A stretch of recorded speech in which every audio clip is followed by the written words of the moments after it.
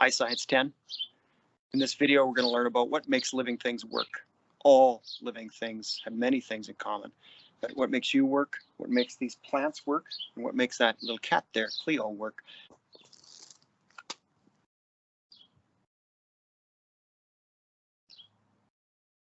All living things comes down to cells. Now, learning science and understanding science is about understanding systems. And so our body is a system, the cat's body there is a system, these plants are a system. Always take your learning and take something you already know. So maybe perhaps you're familiar with, say, a system like this. You know, a lawnmower is a machine. Well, it's got parts, right? It's got a motor, and it's got a way to get energy into it, electrical energy. It converts that electrical energy into motion, right? And ultimately, what living things do with these very special things, well, plants specifically, what plants do, so we don't do this. Plants can take energy from the sun and convert it into glucose, into sugar. Hey, that's kind of neat. Lawnmower takes electrical energy, turns it into motion. Plant takes energy from the sun, uses a process called photosynthesis to turn energy from the sun into chemical energy right here, which is basically sugar. I was just checking on the cat. Okay, so what we're going to be learning here is what makes cells, what makes life work. It's all about cells. So make sure you're taking notes as we go along. Also, cells themselves, there's something inside of them. There's little parts. A cell is actually almost more complicated than a city. A cell is a very complicated system. And cells are made up of what are called organelles. We're going to learn about that in this video, those specific organelles. Always relate it back to some of the key processes. What cells are doing, they're controlling chemistry. That's what this leaf will do. It can take energy from the sun and combine carbon dioxide and water and actually make sugar, which is really amazing, glucose specifically. Now that process, of course, is called photosynthesis. There's one other process that living things do. And let's just take a quick at living things. There's one other process that all living things also do. So plants only do this one, photosynthesis, but all living things also do this process I'm about to show you. So let's take a look at this process. That process that all living things do. Now, of course, plants have a unique process that their cells control, which is photosynthesis, to basically make glucose and oxygen. Thank you, plants. Make sure to thank a plant today. But the other process that all living things do is cellular respiration. Right now I'm breathing, you're breathing. That's respiration. We're breathing for our cells. So ultimately what we're going to do is get breathing here. Let's head up these set of stairs. And basically I think you know what's going to happen as we kind of head up a set of stairs. Maybe I'll start going a little quicker. I'm going to start to breathe a little quicker. I'm taking in a lot more oxygen because my cells need that oxygen for cellular respiration. So ultimately, what we're doing is we're burning glucose, which is why we'll just stop. Not because I'm tired. We'll thank these plants. Thank you, plants, for the glucose. And we're burning that glucose with oxygen to recharge the ATP. What's that? That's the energy that our plants use. So I'm breathing so hard right now because my cells need oxygen to burn glucose to recharge ATP. And that ATP is for my cells. Okay, let's learn about how life works. We're going to learn about cell organelles. See you in a minute. Okay, so we've just seen how living things work. And that's what this video is all about. How do living things work? Overall, there's two key things. First of all life is made up of cells, and you can see a picture of one right here. Secondly, the cell itself is made up of tiny parts. Remember, we're like a system, so is a cell. A cell is just a system, and to understand how you work, to understand how cells work, you got to understand the little tiny parts. Inside of a cell are what are called organelles. This video, we're going to learn about those key cell organelles that are common to both plants and animals. There's going to be the next video specifically on plants, but it's hard not to talk about what Plants do, because they keep us alive. What we were just talking about previously there, plants do a process called cellular respiration, called photosynthesis. That process takes in carbon dioxide and water and produces glucose. You can see a leaf right there. Here's some sugar. So the video is going to show you, going to go through those cell organelles and a couple processes. Photosynthesis, but another one that plants do, and you and I do as well, cellular respiration. That same glucose, you've got to burn it. That's the reason why you're eating it. You need to burn it. Cellular respiration, you're breathing in oxygen for your cells. And it's burning with oxygen, glucose. Glucose plus oxygen, you burn it, releases heat. That's why you're warm, but also it recharges your ATP. Remember, that's the energy source that cells use. Okay, so let's begin. Let's start off. I just want to show you a little bit about where we're at in the course in terms of where you should be reading. And so I'm going to share my screen, and then we'll quickly get underway. So let me go right here. We go. All right. So you've got the unit plan. Now I went through this very quickly in the welcome video, and there is an assignment that's in Moodle for that. Make sure to print this unit plan. Today we're starting in section 7.3 in the textbook. Again, we've got a copy of the textbook in the Moodle, so you need to know where you're at for that. The readings though, everything's covered in the readings, and make sure you're doing those readings because they're going to help you focus for the course. This is a copy of those readings, and they've got key questions you need to answer as well. You don't even need to get them right, but we want to make sure you're doing the reading, and after you do them, we'll give you the answer to those. And that's the basics of this course, and I'll mention that a few times. Make sure you're doing your readings, watching these videos. You know where you're at in the textbook. But yeah, let's begin.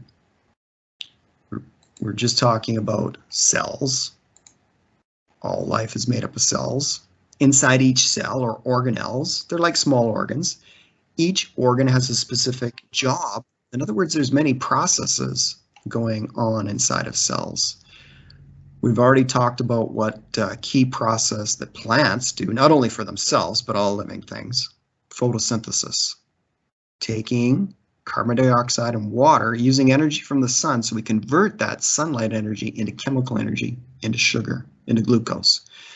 Now, the other process, cellular respiration, and actually let's take a look at these two right here.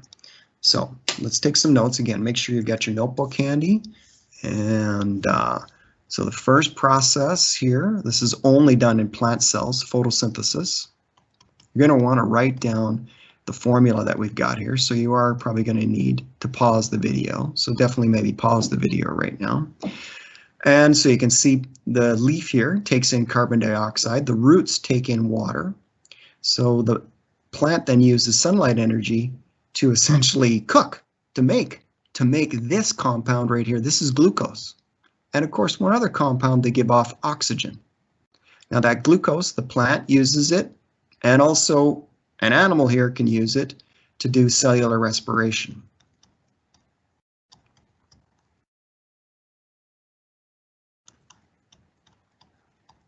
These are the two key processes we're talking about today, not with an S. Sorry, cellular respiration. And just, there we go, doing good. Again, we're trying to learn science here, right? And you're trying to understand how cells work, how living things work. And ultimately, you got to know, well, what does the cell do? Well, in plants, this is a super key process, not only for plants, but also for all life, photosynthesis. That process, the purpose of photosynthesis is to make this glucose right here for cellular respiration. And of course, this rabbit is using it. But again, cellular respiration is going on inside of a plant. Because look at the purpose of cellular respiration, to recharge ATP. So the cell has its energy. It's actually done by a little organelle inside of the cell called the mitochondria. So I've just done a little drawing here of a cell. Obviously, they're not this large. They'd be really, really tiny. But inside of a cell are even smaller things called organelles. This specific one, the mitochondria, runs the process of cellular respiration.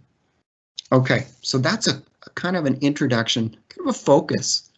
What do cells do? Well, they control chemistry. These are a couple examples. Again, photosynthesis only done in plants. Cellular respiration done in animals and plants as well. We just do a lot more of it. But yeah, let's look at an animal cell. And let's look at its cell organelles. Alrighty, so I'm just going to scroll over right there. We go. Okay, cool. So the anatomy of an animal cell. You know, even though cells are super, super small, you know, you're made up of about 1 trillion of them. And of course, you can't see them. They're as complicated as a city. And we're going to look at some of the key parts. I'll do a quick overview right here. You might even want to pause the video a little bit just to kind of take a look at this picture. We've already got some of the super key organelles we're going to look at right here in this image. Maybe this will help though. You know, the nucleus, you know, a city, it's got to have a plan. That's ultimately what the nucleus' job is, to contain and protect the plan. Plans don't really do anything. See, look at all the work going on out here. This is a ribosome building protein based off the plan. And of course, circling the whole city, circling the whole cell, the membrane. The membrane is also a great protector for the cell, but it's got to let nutrients in, it's got to let wastes out. Stuff like oxygen, O2 gas. Think about that process we were just talking about, cellular respiration. That's got to go in, and it's got to go into the energy. Oh yeah, that was the mitochondria, right? Okay, so let's start with cell membrane right now. Let's start by looking at the cell membrane. So I'm just going to scroll over here, those notes. Oh yeah, this is before we do that. Here's a quick summary of all those cell organelles. Yeah, we're going to take a look at all of them. But yeah, let's start with the cell membrane. I think I've got that right here. Here we go. Well, first of all, the job of the cell membrane is to protect the cell from the outside environment. Makes sense. It's got to regulate the movement of materials in and out of the cell. So think about what some of those materials are going to be. For sure, we're going to need O2 coming in, right? But also cells are going to need water. Water is pretty important. Now, water is going to go in both ways. It's going to come in and come out. Again, you want to have an appreciation for what we're picturing here. This is, of course, a model of the cell membrane, or also called the plasma membrane. And this would be, as small as a cell is, this is even super, super smaller, if you like. And its job is not only to protect, but to let things in and out. Definitely oxygen in, water both in and out. But think about that process of cellular respiration. You wrote down the formula for it. CO2 gas has got to get out. CO2 gas, carbon dioxide, you're breathing it out right now. Carbon dioxide is poisonous to us, but you know, we breathe it out, we get rid of it. It starts by, you know, leaving the cell, of course. From there into our blood, from our blood to our lungs, and then it diffuses from the blood in our lungs right into the air sacs in our lungs called the alveoli, and then we breathe it out. Also, cell membrane is part of the communication system within the body, so it's communicating to other cells and letting us know sometimes if there's invaders and stuff, especially with our immune system. Now, the structure of it, and you're going to want to draw this out. It's what's called a phospholipid. Now, you know, some chemistry here. So there's a phosphate on top here. So literally a little phosphate molecule. So that's how small these things are. And right here, they've got a little tail. This is a lipid. Now, it's a double membrane. In other words, there's a top and there's a bottom.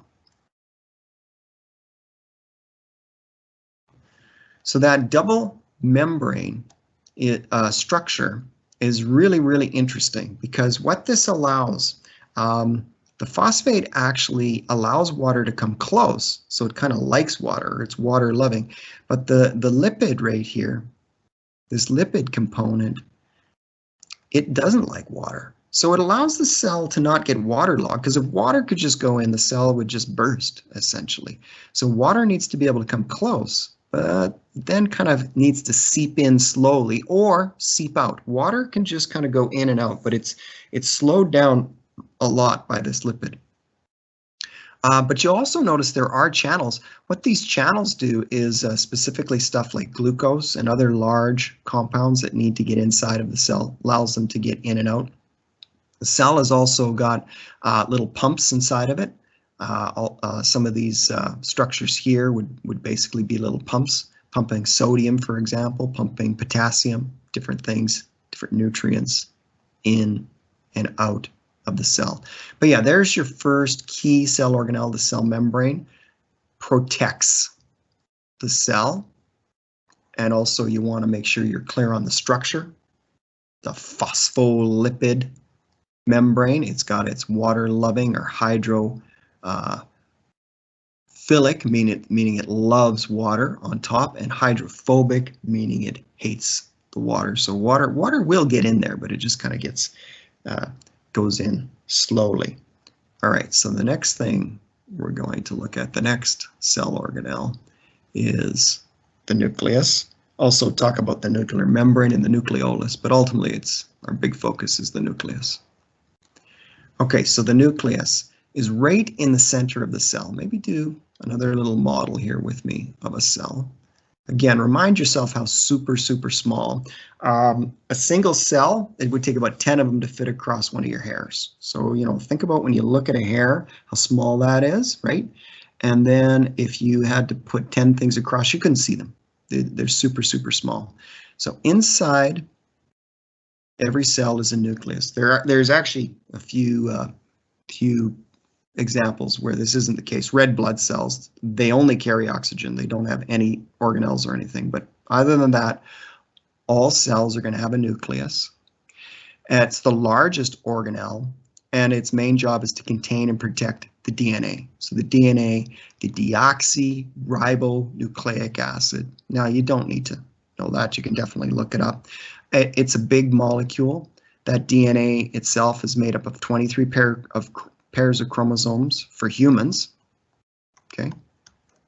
And then on each of those chromosomes are genes for stuff like hair color, eye color, for stuff like the types of muscle. Some people have really big muscles and some people have really, really strong muscles, and then there's kind of the average person. Those genes build our proteins, build our skin, build our hair, build our nails on our chromosomes. So well, genes are the plan. I shouldn't say they do the building. They are the plan to build proteins. And ultimately, that's what you can think of DNA as. DNA, right here in the nucleus, is the plan. Okay. So we talked about the cell membrane, you know, protector, and yeah, things can come in and out. And we got here the DNA plan for building protein. Well, think about what protein's made up of. I'm sure folks have heard of protein powders, and of course protein powders, amino acids, right? That's what proteins are made up of.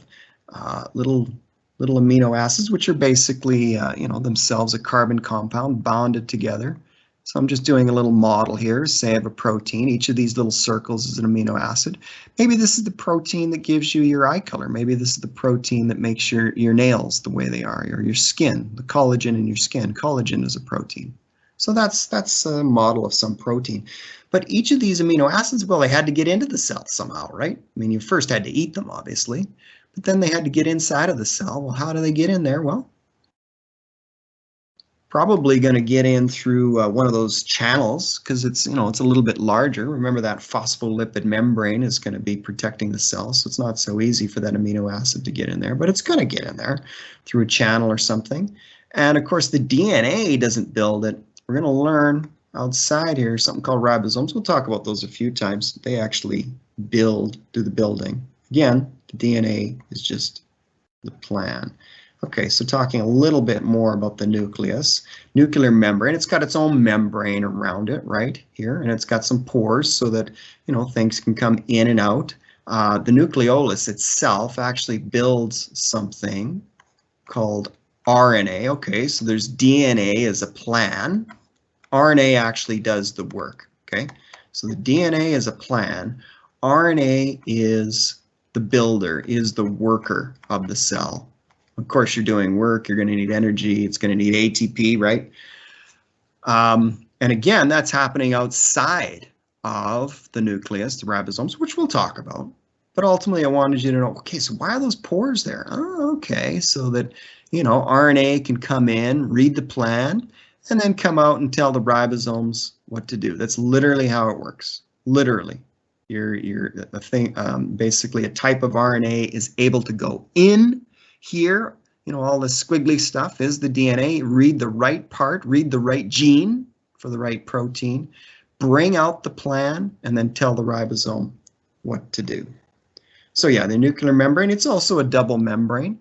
It encloses and regulates the movement of materials in and out of the nucleus.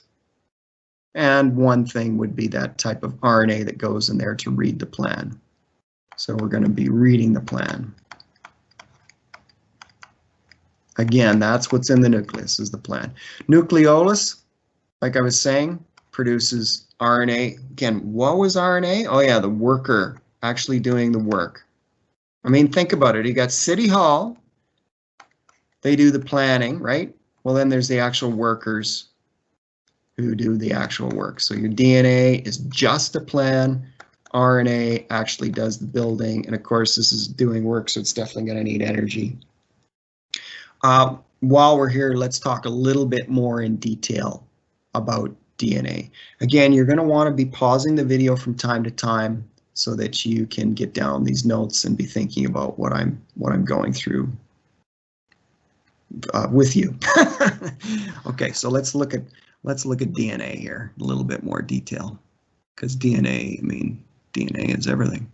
Okay, encodes the information needed to construct and control the cell, control, well, not only the cell, but also you, right? So it builds your hair, it builds your nails, it builds your hormones, so things like testosterone, things like estrogen. It builds enzymes, so you know what you're using to digest your food. All of those are proteins. You know, your eyes here, your hair, those are proteins, your skin. But also, you know, you can think of this kid here, this boy, you know, one day he's going to grow up, so at some point he's going to hit puberty, so he's going to produce a lot of testosterone. That's a hormone. He's going to be having lunch one day. He's going to need to digest his carbohydrates with something called amylase. That's an enzyme. Okay, so ultimately DNA builds those things, and it's found in bacteria, plants, and animals. The key base pairs are right here. Ultimately, what you want to know, this is the code. You know, any plan is written in a code. A is always with T. C is always with G. We'll look at that in greater detail, but you might as well write that down. That's how it works. All right, so that plan is used by the ribosomes, right? We've already talked about this, protein production. Okay, so let's do a quick drawing together. We got our cell membrane, which we talked about. We got our nucleus. We got our DNA in there, so that's where the plan is. Ribosomes are on something called the endoplasmic reticulum, which we'll talk a little bit about. It's essentially a kind of a neat membrane-like structure outside. And the ribosomes, this is actually, it's called the rough ER, the rough endoplasmic reticulum. We will be talking about that. These little dots here, though, those are the ribosomes. So they're super, super small. I mean, you got to appreciate how small a cell is. This is even smaller, and these are what actually produce your protein. Obviously found in bacteria, plants, and animals. Smallest cell organelle, absolutely, made of RNA. Oh yeah, okay, so the nucleolus actually produced it. And yeah, it's found on the rough ER, endoplasmic reticulum. You can call it just the ER, endoplasmic reticulum, that you've just drawn. And do draw along with me. And again, proteins. So proteins like muscles, proteins like skin, hair, eye color. Proteins like hormones. Can't see hormones in the picture here, but we all know. I mean, you know, it's a lady. There's there's a kid. So ladies have more estrogen in general, you know, women. It's not always the case, actually. But still have some testosterone, whereas males in general have more testosterone. But there's always exceptions to that as well. And those, and then also enzymes for that our body uses to run chemical reactions. Those are all examples of proteins that your ribosomes make. Yeah, so thank you, ribosomes, for your hair. Okay, so we're going to look at the powerhouse, right? This person is exercising. You saw me running up a set of stairs at the beginning of the video. Powerhouse for our cell is, I just want to zoom out. Yeah, I'm going to pull it up for you here. Sorry. Here it is. Right here. Yep, save what we've done. This will just take a moment. We'll get the lysosome in a second. There we go. Mitochondria. So the mitochondria inside of our cells is the powerhouse. This does cellular respiration, which we were talking about. Again, a quick drawing. Nucleus, cell membrane. You got the endoplasmic reticulum. We've got some ribosomes here. Okay, so, you know, obviously muscle cell would have a lot of mitochondria, and you can see one pictured right here. Ultimately, the process that those are doing, this one here, we already talked about it, cellular respiration. Write down the formula for that. I know you've just started looking at it, but you are going to want to know that formula by memorization. So we're going to take some glucose, C6H12O6, pretty big molecule made up of a lot of atoms, a lot of carbon, bunch of hydrogen, bunch of oxygen. We're going to need to breathe in some oxygen. Okay, so basically sugar plus oxygen. You burn that, you're going to release CO2, which you're breathing out right now, excess water, which your cells can deal with. They either use the water or they just let it into your blood. And of course, there's energy, we recharge ATP. Also, there's heat, right? You're warm right now because of this process. Again, you might need to pause the video to get this down. You want that in a nice long line. I just kind of stuck it in between here. There's a picture of the mitochondria. Finding bacteria, plants, and animals makes sense. All living things need energy. All life needs energy. This ATP, again, really the purpose of the ribosome, or of the mitochondria is to recharge ATP, because cells use energy. Adenosine triphosphate, but really you just call it ATP. This is cellular energy for any process that cells need energy for, and they need a lot of it because you're breathing lots throughout the day, about 20 times a minute, right? You breathe in. You're breathing in oxygen to burn ATP, to burn glucose, to recharge ATP, the mitochondria. Super, super important. All right. So we've talked about nucleus. That's where the plant is, the DNA. We talked about the ribosomes here actually doing the work on the endoplasmic reticulum. Talked about the cell membrane. Talked about the mitochondria. Do some little bits of their membrane here. We'll just kind of show you. There's lots of surface area inside these mitochondria. Let's look at lysosomes. Again, a cell is like a city. It's a busy, busy place. Lots going on. You got a lot of waste you got to deal with. So let's look at the lysosome next. Oh, there's the ER. Cool. I'm going to go up here. There we go. So little digestive sacs. Essentially, they are waste disposal. Now, you know, a cell, it's made up of all these different organelles, lots of stuff going on inside of a cell. If something gets damaged, it's got to be dealt with. It's got to be digested inside of a lysosome. So a lysosome is a little tiny vesicle, basically, inside of a cell.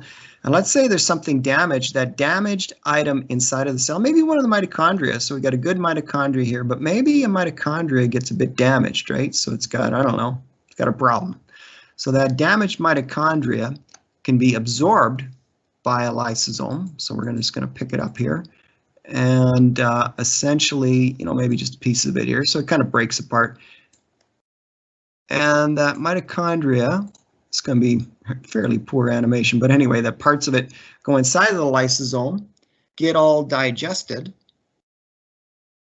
okay, break apart. So now we got little bits broken apart because it's got digestive enzymes. Oh yeah, we talked about enzymes. It's a type of protein, right, that the cell would make. So we've broken that apart. Now what's going to happen is that, of course, needs to be disposed of so that lysosome can kind of move to the cell membrane there and essentially release. It's called exocytosis.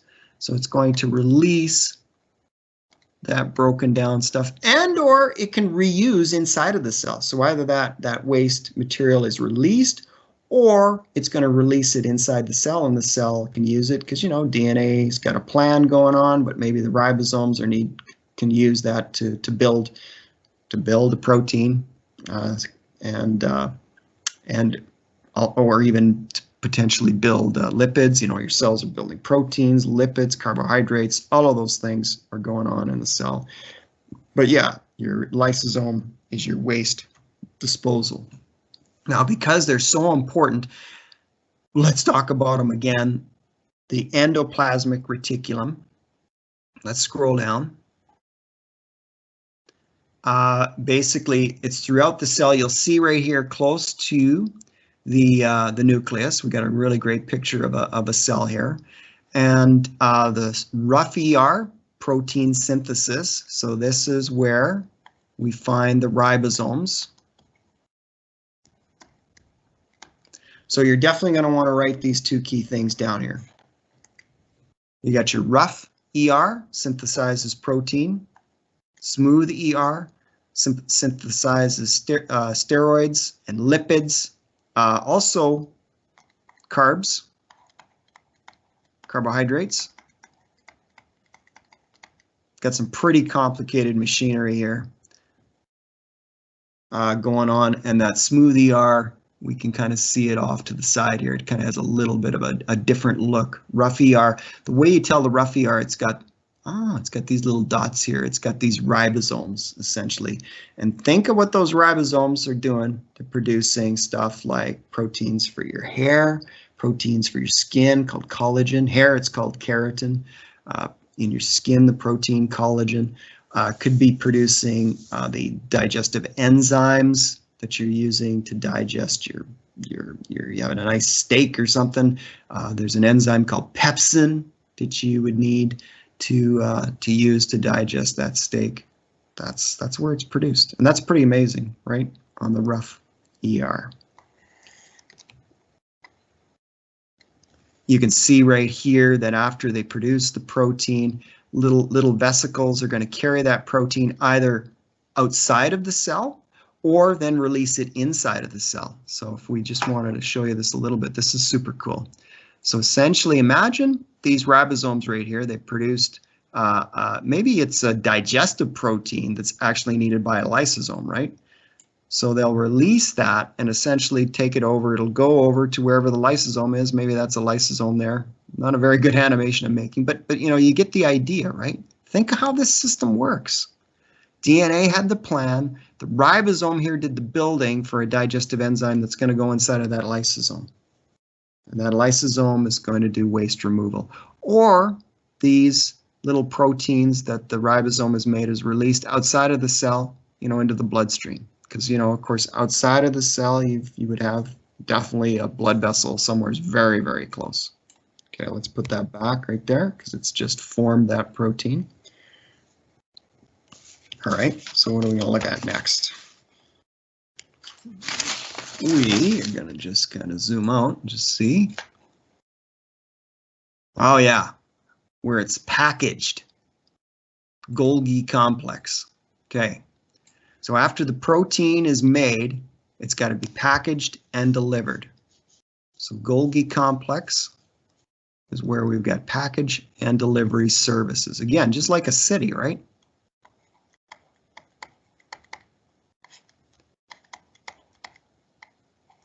Packages and delivers proteins. Again, think about what's made the protein, right? The ribosome. Okay, yeah. Found on the rough ER.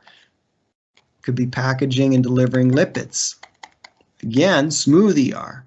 Could be packaging and delivering carbohydrates made on the smooth ER.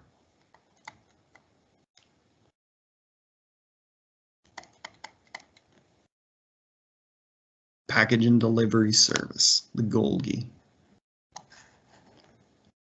Again, you want to pause the video and get this information down, and also be thinking about it as you're getting it down. Synthesizes carbohydrates. Also, that's happening here on this site. Modifies and packages proteins and lipids, and then yeah, its shape. Let's do some drawings here. Cell membrane, protector, nucleus where the DNA is. That's our plan. Okay, let's have some endoplasmic reticulum. Let's do the rough ER. There's the ribosomes, okay, making protein. Let's have our smooth ER here, making lipids. Let's have our Golgi out here. This is going to be the packaging department. Okay, so that's the Golgi. There's the little packages. Let's have mitochondria for energy, right? There's a bunch of mitochondria because this thing needs a lot of energy. Again, make some simple drawings with me here, but also use the notes that we've given you so that you can, really start to internalize this, what each of these cell organelles do. We've already talked about the mitochondria, the powerhouse, doing cellular respiration, recharging ATP. What about cell division? Let's look at that next, because cells got to divide. And a key organelle found in animal cells, actually, only. It's done a little differently in plant cells. Centrioles help cell division happen.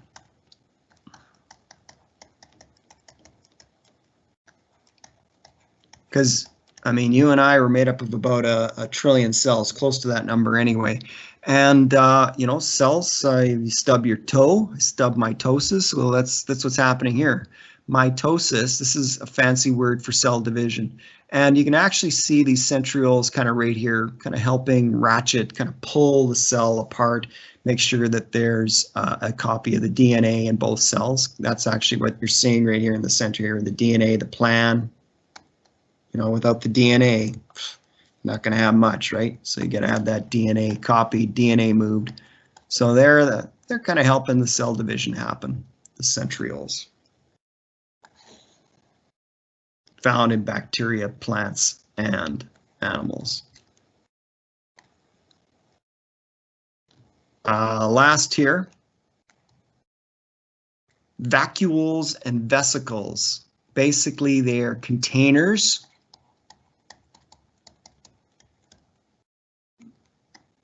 Okay, can have stuff like proteins in them, water, other nutrients, ultimately. Those are probably the main ones, especially in plants. We're not talking specifically about plants. This was all animal cells, but many of these organelles you can see are also in plants by the notes here. But that's your basic thing for vacuoles and vesicles. All right, so where we're at, we've gone over all the key cell organelles. We've also, and each time you saw, whether they're in bacteria, plants. So again, these two aren't found in bacteria and plants where centrioles are. So take note of that as you're watching the video here and reading through your notes. Let's finish this off with kind of a final summary.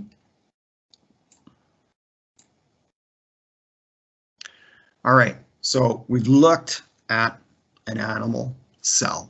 And again, make sure you also do the reading for this whole section and also the questions in that reading. So I'm just going to kind of This is the introductory reading, but where you go through, you're going to look at each of the cell organelles, and then we've got some questions in the reading. You'll also want to read through the textbook a little bit as well, but focus on our readings. We started with, the cell membrane here on the outside, the great protector, letting stuff in and out. Nucleus contains the DNA, that's the plan. Out here on the endoplasmic, the rough endoplasmic reticulum, these little dots, the ribosomes, building protein, building the fur here, building the color of their eyes, these little creatures. I mean, think of all these incredible structures, all of these incredible proteins that animal cells can build, all from these ribosomes. I mean, that's fantastic, right? But all cells require energy. Mitochondria doing cellular respiration. Do you think these little guys are breathing? You betcha. Same with insect. Oxygen comes in through its legs and body here. It's kind of cool. Fish breathe too. They need oxygen from the water. They're all taking it in for their cell, for their mitochondria, to do cellular respiration, to burn glucose with oxygen, to recharge ATP. We got a lysosome here. If there's any problems in the cell, it can break it down. Golgi apparatus is going to package those proteins, deliver them either outside of the cell or inside of the cell. There's a vacuole to basically, it stores food or nutrients, water, stuff.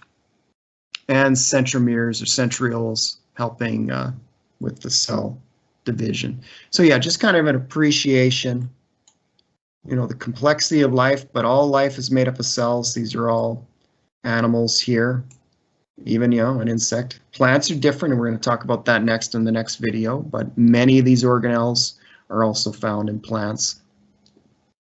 Ultimately, here's you, and you're very similar even to a single cell organism.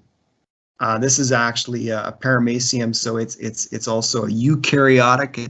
It's a complex cell, even though it's a single cell. It's as complex. Its single cell is as complex as any of your cells, and very, very similar. All of these incredible cell organelles are found in there. All right. So lastly, let's just make sure we know where we're at. You should have already done, and if you haven't done it, do it now. Watch the welcome video or video 4.1 and do the welcome assignment. Very short assignment. You'll need this plan. Literally, the question is from this plan. So if you print or go over this plan, you'll have the answer to the welcome assignment. I think there's about 4 questions. Read through pages 4 to 8 in the reading. Textbook we've indicated there. And you can now begin the parts of a cell assignment. You can begin that if you like, or watch the next video on plant cells and then do that assignment. Okay, take care. Science 10. We'll talk to you soon, and we'll talk to you again.